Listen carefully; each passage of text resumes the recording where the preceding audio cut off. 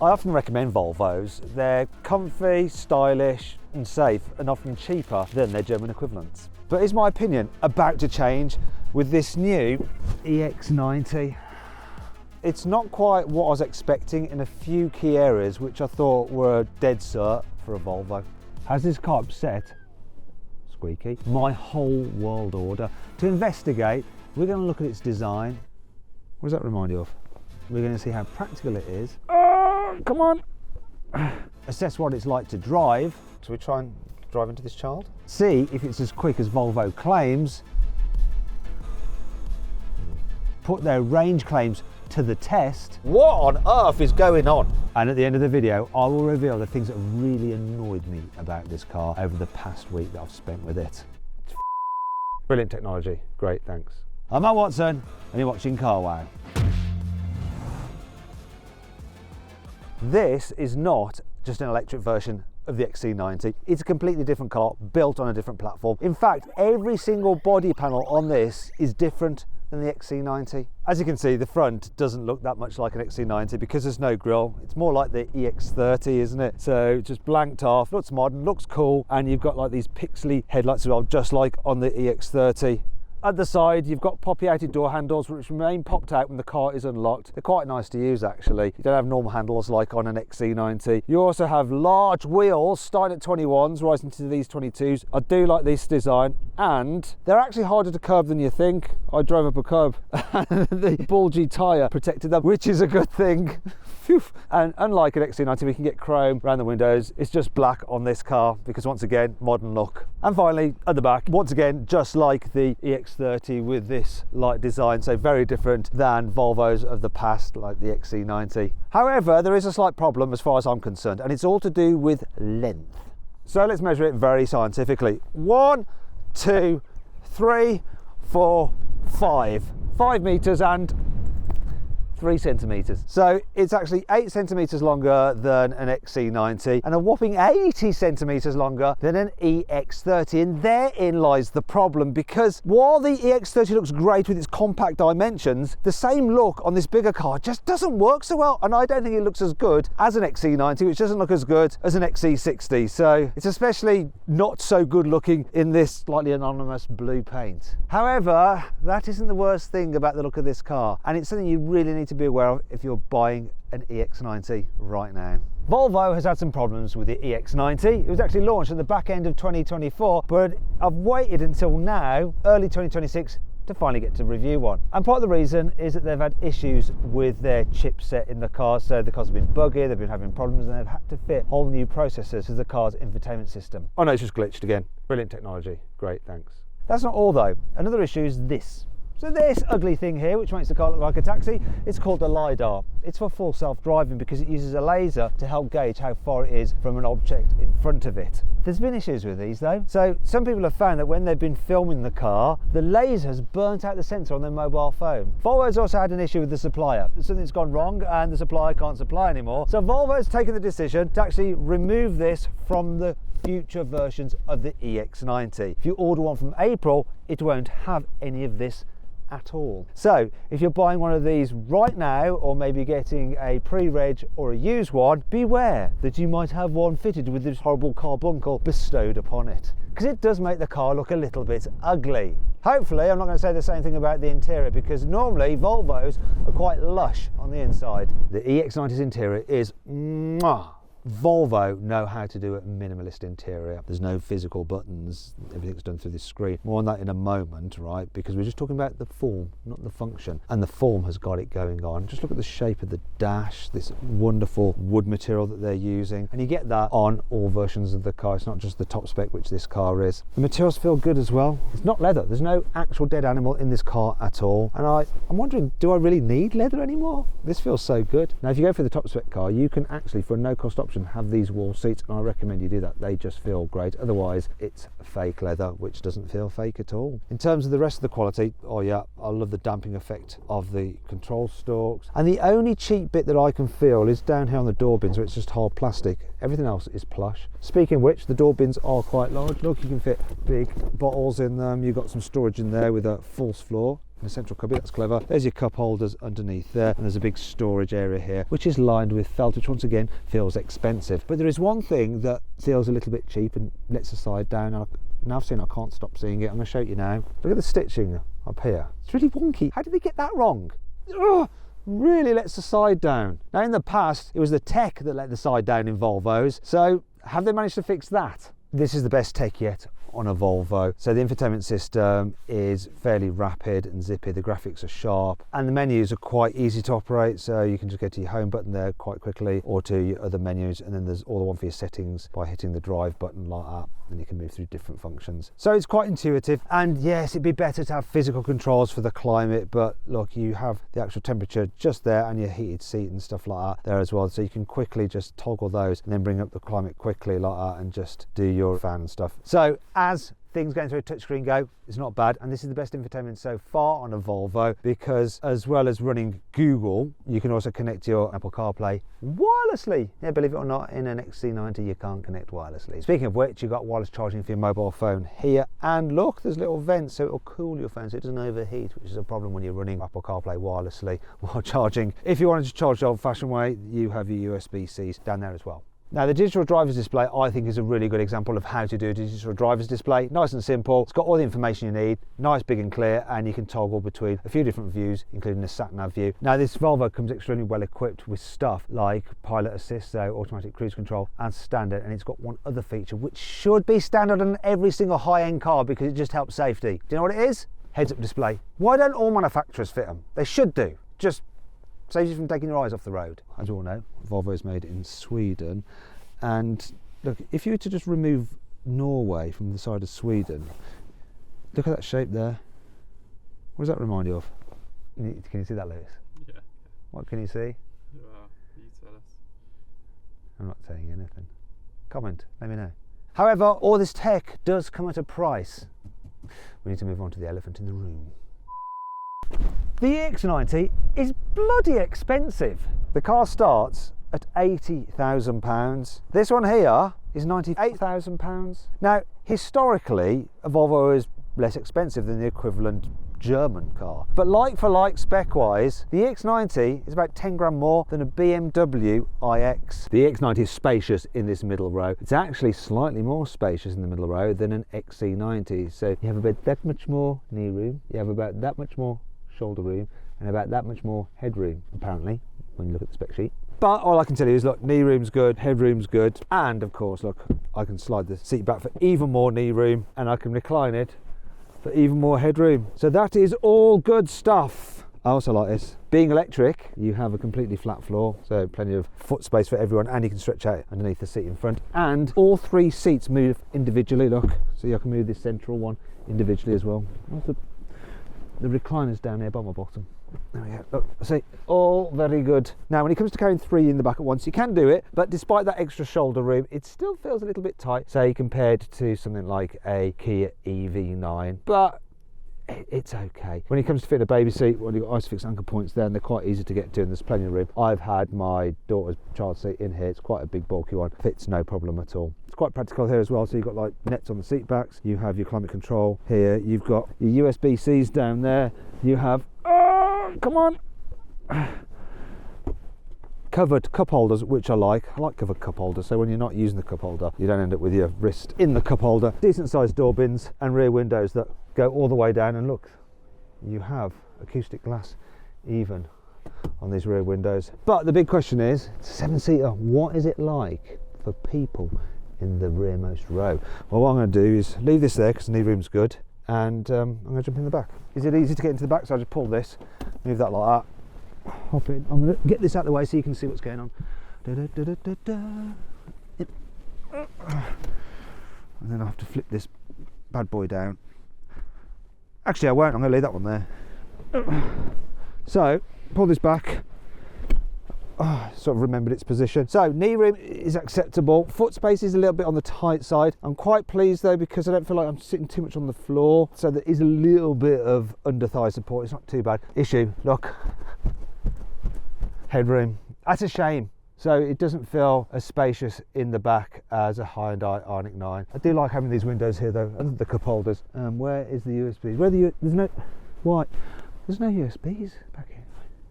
The kids are going to be back here. You want them to be quiet. You don't want them running out of battery on their phones or whatever on the devices. Otherwise they're going to keep on going, are we almost there yet? Hey, are we almost there? Are we almost there yet? And that's enough to make you just want to like stamp on the brakes and make them shut up. Speaking of which, what is this car like when it comes to braking from 60 miles an hour? Is it any good? Because it is quite heavy. Volvo's all about the safety, and being able to stop well is a key safety consideration. So please perform well, Volvo. I'm looking for around 35 metres, even in this kind of wet weather. Let's go for it.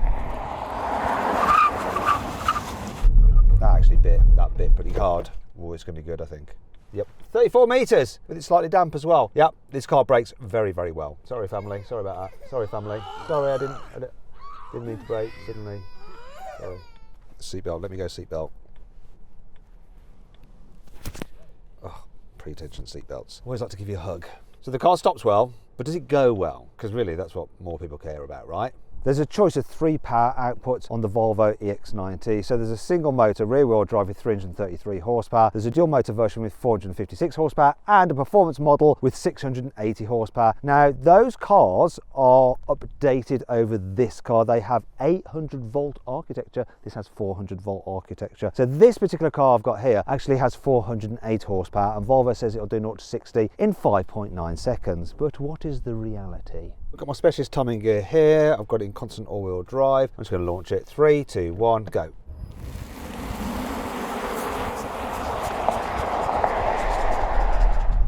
It's not the fastest off the line, but 0 to 60, 5.81 on the quarter mile. Come on. 14.5. Well, it's as quick as Volvo said. I can't really complain, can I? But for a big EV, I expect rocket ship performance from an EV. This ain't it. It's adequate. Hi, I've spent £100,000 on a car, and the performance is adequate.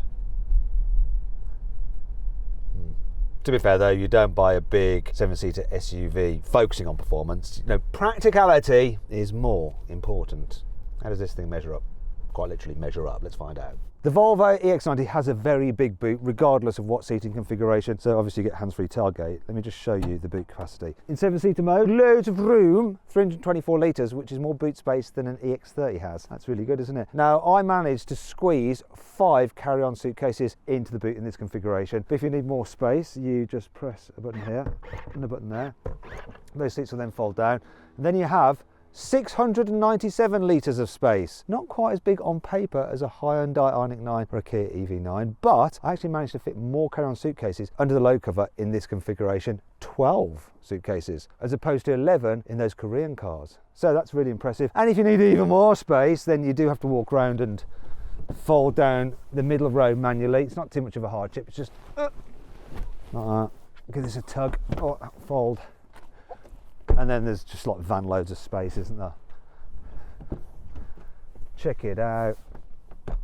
Ah, yes. So all pretty practical, and then some of the useful features as well. Look, we have like tie down points, we have 12-volt sockets, we have hooks, and we have on this particular car, oh, check it out. You have an electronically deployable tow hitch. Great if you want to tow, but what about if you don't need to tow? What is this car actually like to drive?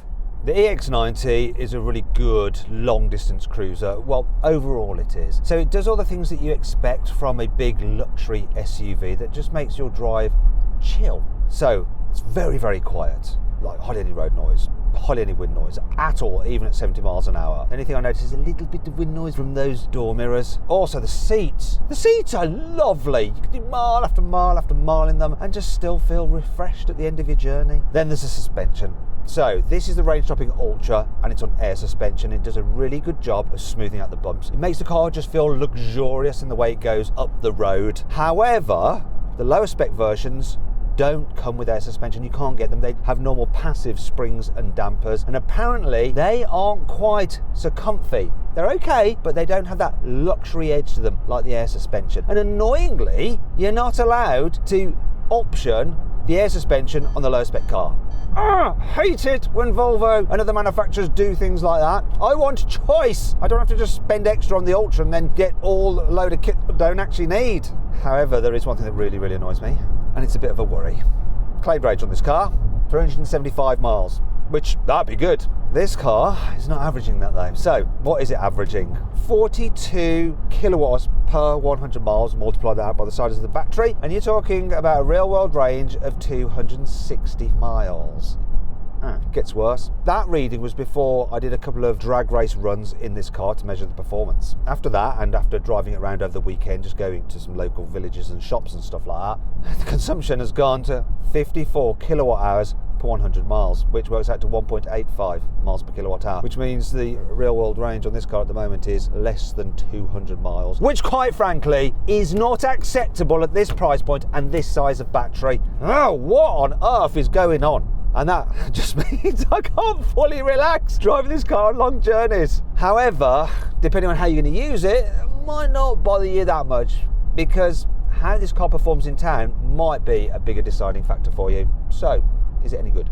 This EX90 is easy to drive in town. You'd think that being so large, it'd be a bit of a struggle, but actually no. I am quite surprised. So one of the key things is visibility is really good. You sit up high, you've got big windscreen, you can judge where the corners of the car are, the door mirrors, they're huge, they're frameless as well, which looks cool and gives you a lot of visible area. And then there's big windows throughout the car, so the back window is pretty big. You can see pretty much any other car behind you, unless it's a really low sports car and it's right up your chuff, but then it shouldn't be driving like that anyway, it's its own fault. Another thing that really helps this car when driving around town is this one pedal drive. Now you can put it onto automatic, so it'll give you full braking when you lift off if there's something in front of you, or you can go manual and just control it yourself, or you can just go, do you know what, I don't like that at all, I'm going to turn it off. I do like that, and I don't understand why other electric cars all don't have one pedal driving. Now here's something that I really like about this car. As standard, you get surround view cameras, which is handy in this situation when I'm trying to get through this gap. Look, so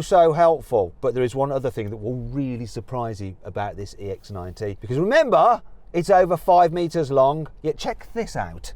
I'm going to do a U-turn here. Get the cameras up again, get as close to this curb as possible, then go for it. Come on, please. After I've bigged you up, don't let me down. Look at this, look at this. In fact, the turning circle is just like a smaller, way smaller actually, Audi Q3. Look at that, that was so easy. Really important for a car that you're going to be using on the school run, because you might need to do a U-turn to like head away from the school gates, and this camera system will prevent you from running over children. It's also got like pedestrian protection, so it'll auto brake so you don't run over them.